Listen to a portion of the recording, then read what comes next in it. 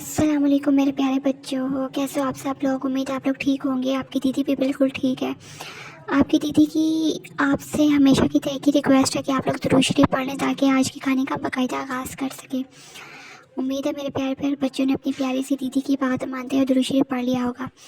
میری اپنے چھوٹے سے بچوں سے ایک ریکویسٹ اور بھی ہے، جیسے کہ میں بھی آپ لوگوں کے لیے دعا کرتی ہوں، اللہ تعالیٰ آپ کو کامیابیوں والی، صحت والی زندگی عطا کرے، اللہ تعالیٰ آپ کی ہر جائز خواہش پوری کرے اور آپ کو دین محمدی صلی اللہ علیہ وسلم سے جوڑے، دین اسلام سے آپ کو جوڑے اور آپ کی ہر مشکلات حل کرے۔ اور آپ سے میری چھوٹی سی ریکویسٹ ہے کہ میرے والدین کی صحت یابی کے لیے، میرے والدین کی لمبی صحت والی زندگی کی دعا کریں۔ اللہ تعالیٰ میرے والدین کو لمبی صحت والی خوشیاں بڑی زندگی عطا فرمائے، ان کی پریشانیاں دور کریں، ان کو اولاد کی کامیابی کی خوشیاں دکھائیں، میرے والدین کے دشمنوں کو زیر زیر کریں۔ چلیے بڑھتے ہیں کہانی کی طرف۔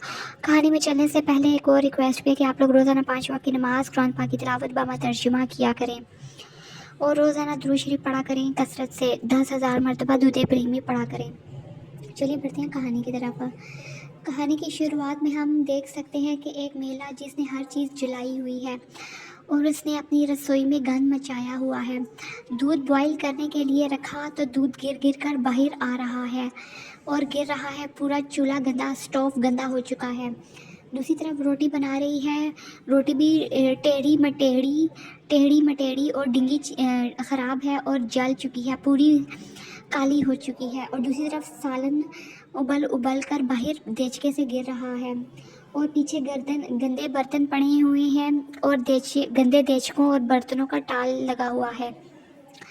کچن میں ہی گندے کپڑے پڑے ہوئے ہیں اور ہر چیز بکھری ہوئی ہے اور گندگی کا یہ عالم ہے کہ پرانے برتن اور نئے برتنوں میں کوئی فرق نظر ہی نہیں آ رہا، سب برتن ایک جیسے گندے ہو چکے ہیں اور نیچے کاکروچز پھر رہے ہیں اور اس مہیلا کے کپڑے بھی گندے ہیں۔ ادھر ایک اور مہیلا آتی ہے جس کے ایپرن میں بھی تھوڑا بہت سالن گر جاتا ہے، اس کا ایپرن بھی خراب ہو جاتا ہے۔ جس مہیلا نے شیف کی ٹوپی پہنی ہوئی ہے اس کا ایپرن بھی گندا ہو جاتا ہے۔ اس ساڑی والی مہیلا اس ایپرن والی مہیلا کی نند ہے، اس کی بھابھی ہے۔ اس ساڑی والی لڑکی کا نام گیتا ہے جو کہ دوسری لڑکی کی بھابھی ہے۔ یہ جب سے اس گھر میں آئی ہے اس نے بے ترتیبی کر رکھی ہے۔ روٹیوں والے رومال دیکھیں کیسے گندے پڑے ہوئے ہیں اور سائڈوں میں گرے ہوئے ہیں۔ ہر جگہ جو بھی یہ سالن بناتی ہے یا تو اسے جلا دیتی ہے یا بناتی ہی اتنا بد ذائقہ ہے کہ کوئی کھاتا ہی نہیں ہے، اور زیادہ تر تو جلا دیتی ہے اور باہر گرا دیتی ہے، کوئی نہیں کھاتا۔ نہ اتنی یہ پھور اور نہ کمی نالائق ہے، نہ اسے کھانا بنانا آتا ہے ڈھنگ سے، نہ یہ صفائی کرتی ہے اور نہ اسے کوئی اور کام آتا ہے۔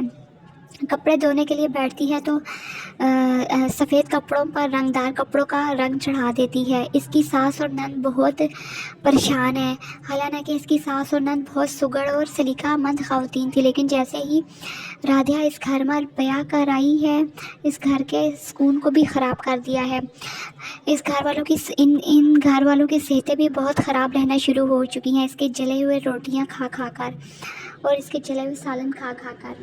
اب دیکھیں گائز، دیکھو میرے پیارے بچوں، کتنا دودھ آیا ہے اور سارا گر رہا ہے۔ یہ پاس کھڑی ہوئی ایسے کچھ سمجھ نہیں آ رہی، یہ جان بوجھ کر ایسے کام کرنا شروع کر دیتی ہے کہ مجھ سے دوبارہ کام نہ کریں۔ یہ اس طرح سے ایسے کام کرتی ہے تاکہ اس کے سسرال والے سے دوبارہ کام نہ کرائیں، سمجھیں کہ اس کو کام آتا ہی نہیں ہے، حالانکہ اس کو سارا کام آتا ہے۔ ماں کے گھر یہ سارا کام کر کے آئی ہوئی تھی، یہاں آ کر چنی منی بچی بنی ہوئی ہے کہ بس کہتی ہے کہ مجھے اچھا کھانے پلانے کو دو، مجھے اچھا کھلاؤ، مجھے اچھے کپڑے بناؤ، مجھے باہر پھراؤ، بس مجھ سے گھر کا کام نہ کرواؤ اور میرے کاموں میں دخل اندازی بھی نہ کرو۔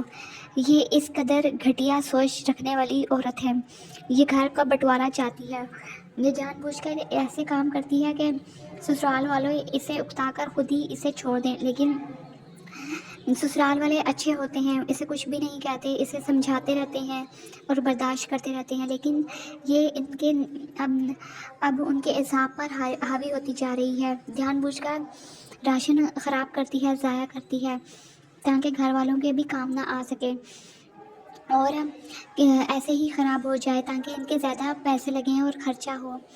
جان بوجھ کر راشن مہینے سے پہلے ہی ضائع کر دیتی ہے۔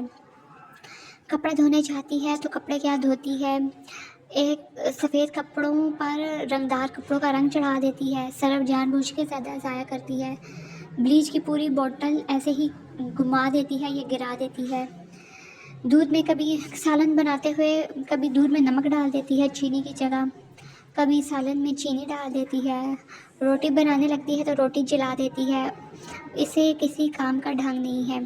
اب اس کی نند نے سوچا کہ وہ اس کو سمجھائے کہ ایسے نہیں کرو، یہ تمہارا ہی گھر ہے، میں نے تو چلے جانا ہے شادی ہو کر، پیچھے کون ہے، صرف تم ہی اس گھر میں اور ماتا پتا ہیں اور تمہارا شوہر ہے، تم ہی اس گھر کے مالکن ہو، ایسا مت کرو۔ اس کے ذہن میں بات آ جاتی ہے اور یہ گھر والوں کے ساتھ اپنا رویہ ٹھیک کر لیتی ہے اور گھر کی صحیح صفائی کرتی ہے، جو اس نے گند پھیلایا ہوا تھا، فرش صحیح صاف کرتی ہے، صرف مار مار کے فرش دھوتی ہے، ٹائلیں چمکاتی ہے اور اپنے سسرالوں سے معافی مانگتی ہے کہ اس نے ان کے ساتھ بہت زیادتی کی ہے، اور یہ بالکل ٹھیک ہو جاتی ہے اور ٹھیک سے کام کرنے لگتی ہے۔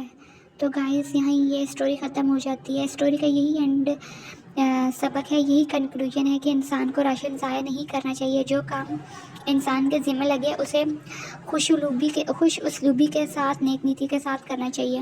دوستوں میرے چینل کو سبسکرائب کر دیں، شکریہ، اور بیل کے نوٹیفیکیشن کو بھی آن کر دیں تاکہ ہر آنے والی ویڈیو آپ کو بر وقت مل سکے۔ شکریہ، صلی اللہ علیہ وآلہ وسلم۔